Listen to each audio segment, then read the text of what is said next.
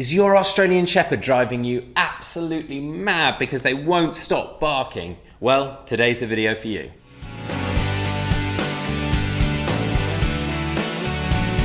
Welcome back to the Fenrir Australian Shepherd Show. My name's Joe and I'm a certified canine leader here at FenrirCanineLeaders.com. We are dedicated to helping you learn everything you could possibly want to know about the Australian Shepherd and then how to become a high-level canine leader so you can raise your very own puppy. If you're new here, don't forget to subscribe and turn on that notification bell, as we have 2 dedicated videos coming here every single week all about the beautiful Australian Shepherd, so I'd hate for you to miss out.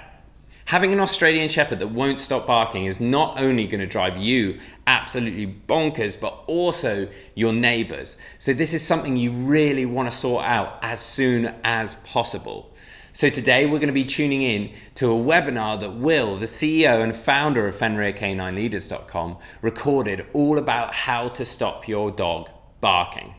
So welcome back to another quick breakdown webinar of one of the most, possibly the most common behaviour problem that owners will face with their dogs. And as a canine behaviourist, this is something that I get requests for help with every single day, and that is around excessive barking. So in this webinar, we're going to quickly break down the most common strategies that I utilise to extremely high levels of success when implementing behaviour modification programs to be able to very quickly, or at least as quickly as possible, address excessive barking and not just put a plaster on the issue, but get to the root cause and actually fix the problem. So if you're going to be working as a professional role and want to be able to help your clients with this issue, or maybe you yourself are just looking to become a high-level canine leader for your relationship with your own dog, then this is exactly what you're going to be looking for in terms of specifics for excessive barking. Now, to start off with, we have to understand that excessive barking and most common problem behaviours have a root cause. And the problem is that a lot of people will try and simply put a plaster on the behaviour. It's like having a stone in your shoe and going to the doctor and getting them to prescribe you some morphine for the pain of a stone in the shoe. You just actually want to take the shoe off and get the stone out. And that's what we're trying to do here. We need to find out what the root cause of the problem behaviour is and then address it at the root cause. Now, when it comes to excessive barking, it tends to fall into 2 categories. And what we like about our procedure and the step-by-step process that we go through in terms of implementing an intervention or a strategy to be able to fix excessive barking is that inherently it will fix the problem regardless of where that root cause is coming from. So we're going to dive into it, and the first thing that we must address is around, are we giving our dogs enough mental and physical exercise? Now, the simple answer is often the most effective answer, but sometimes it's difficult for an owner to wrap their head around the concept that, unfortunately, you need to wake up an hour earlier and go and do some more exercise with your dog. You need to find time in the day to do some more obedience and work with your dog to be able to tire their minds, especially if they've gone out and bought a higher energy working dog that has those higher levels of drive. One of the most common causes of excessive barking is simply nothing more than a build-up of pent-up frustration in terms of lack of a productive outlet for physical energy requirements or mental stimulation requirements. That frustration builds up, they get bored, they get frustrated, and out it comes in excessive barking. Very common with working breeds in particular. So what we always start with is simply by drastically increasing the amount of exercise that they're doing with their dogs. Now again, very easy answer, but not necessarily as easy to implement, especially if you're coming at this from more of a professional level of being able to have that finesse and being able to have that conversation with an owner to let them know that you simply need to put more effort in. It's nothing to do with the dog's not broken, and there's nothing that we can come in and do as an easy fix for you to fix this problem. You just need to put more effort in. So again, we need to go through that process gently, help the owner to see that for themselves and to understand it more from a why perspective, which then informs the what we need to do much more easily. So always start with simply adding in more physical, more mental stimulation, and you might have solved the problem straight away. Hey guys, very quickly, I just wanted to interrupt and let you know about our bootcamp program if you've never heard of it before. It's the program that as a canine behaviourist I use every single day with all of the the clients and all of the bad behavior cases that I work with to high levels of success. It is focused on teaching you how to become a high-level canine leader that is able to restructure the relationship with your dog so that they see you as that leader and they know to look up to you for guidance and direction. When we achieve that, we can then finally address those bad behavior problems and get to the point of having the perfect canine companion that you've always dreamed of.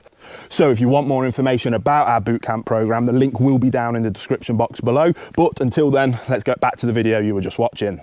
Now, if that doesn't solve the problem, and when it comes to excessive barking, it then will fall into one category. If we know that our dogs are getting enough mental and physical exercise every single day, and they're still displaying excessive barking tendencies, it is either a learnt behaviour, and the dog has learnt that through displaying this behaviour, it gets them the desired outcome.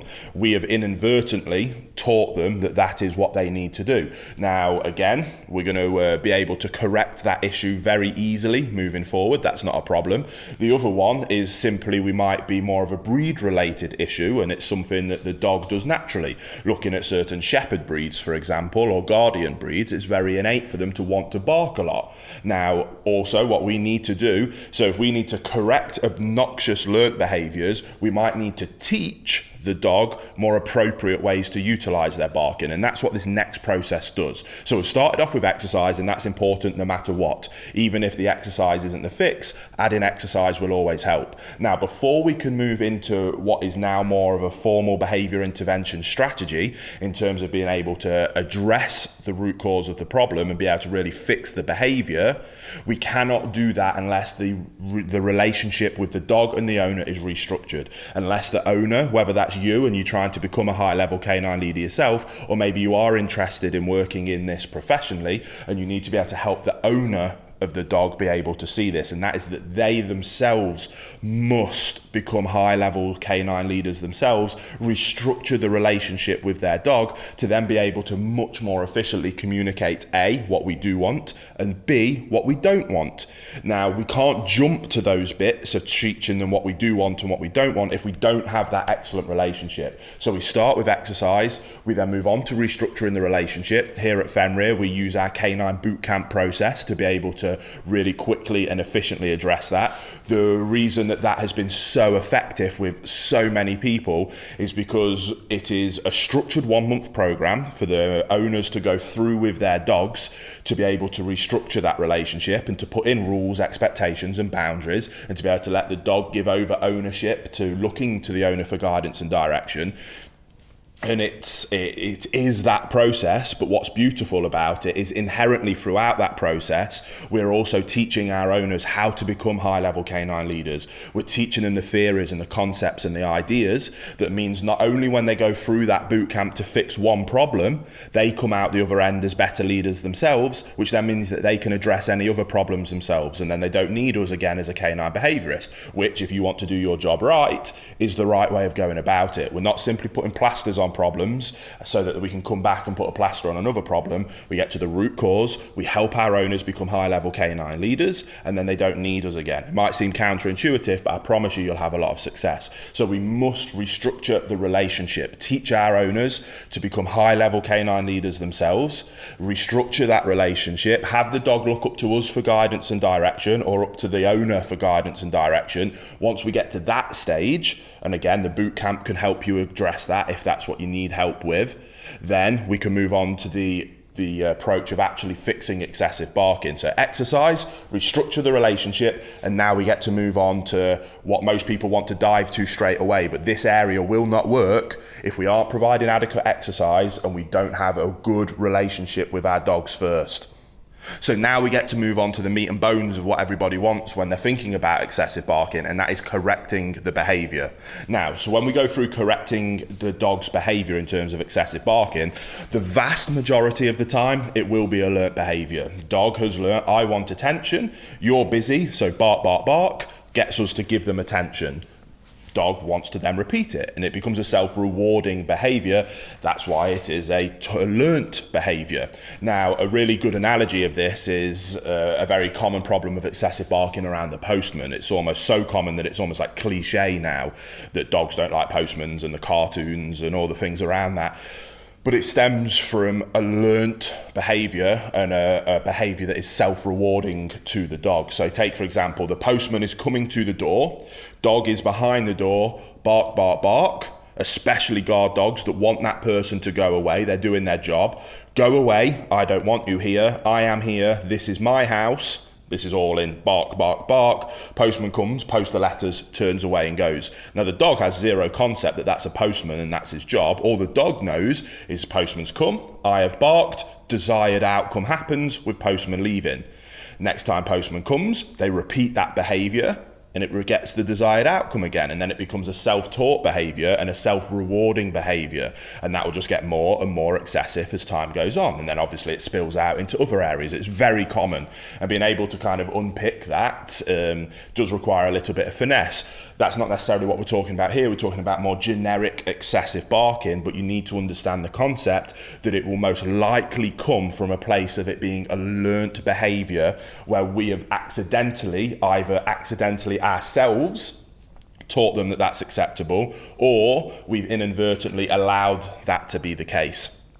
And now we simply need to go through unpicking that a little bit. Like I say, exercise, restructure the relationship, makes this bit really easy. If you want to jump to this bit, you can try. It can work, but it will be much more difficult to achieve the fast actions and the fast outcomes that we're able to achieve if you put that effort into these places first. So what we do is we go through our very simple process of correct, redirect, reinforce. Sounds very simple. The reason that we want to restructure the relationship as well is that, yes, we are going to have to use a correction-based approach to be able to fix excessive barking.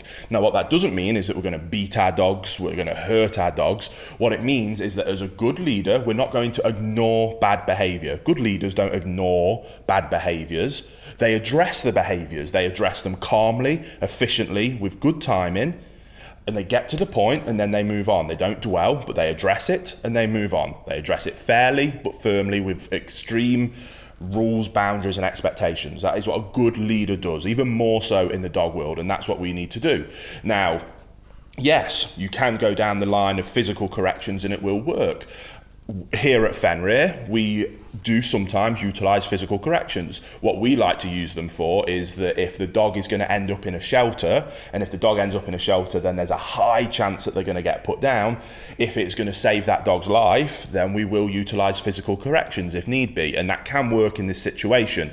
But what we like to do, if that's not the case, is to be able to simply use a verbal correction. Now, this takes us back to restructuring the relationship. If we restructure that relationship and put a lot of effort into doing that, then a verbal correction will carry far more weight and will be far more effective, which then means we don't have to go down the line of utilising physical corrections, which might then require slip leads to choke chains to prong collars, those kind of things. They will achieve the desired outcome that we're looking for, but we like to use the minimal amount of correction to get the job done. If you want to use the minimum amount of correction, put the effort into exercise and restructuring the relationship. That allows you to become a better leader, which means that your low-end corrections carry far more weight and are far more effective. If your verbal corrections don't work, it's a classic telltale sign that the dog doesn't respect your authority or your leadership. You need to take a step back and be able to readdress that. So, correct, redirect, reinforce. What does that look like with excessive barking? Dog barks, we correct it. With verbal correction, as a good leader, chest up, shoulders back, stern, deep, good vocal inflection. I like to use an ah, so that might look like, sorry if this comes across loud on the mic, be careful if you've got headphones on, but that might be a very simple ah, or a very stern no. The second that barking is about to go no.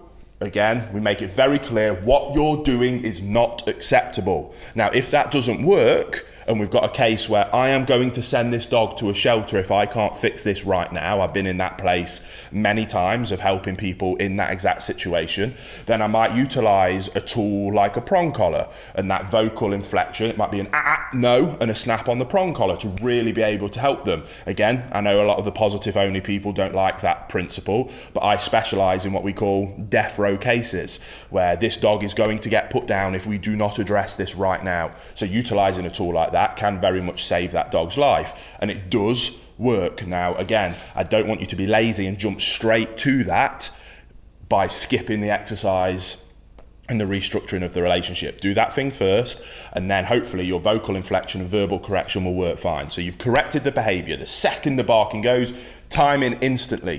Then what we need to do is we can't just tell them off and then not tell them what it is that we do want from them. It's yin and yang. That's why we call it balanced training. We need to let them know what we do want, and we need to let them know what we don't want. So we've utilized our correction to let them know what we don't want. Now I want you to go into a sit, stay, and wait. Quiet, calm, good manners. So sit, stay, and we might wait for 1 second. And what we're looking at teaching the dog is that if you want something, you get that through being calm, quiet, well-mannered. So sit, stay, wait. Yes, good boy, good.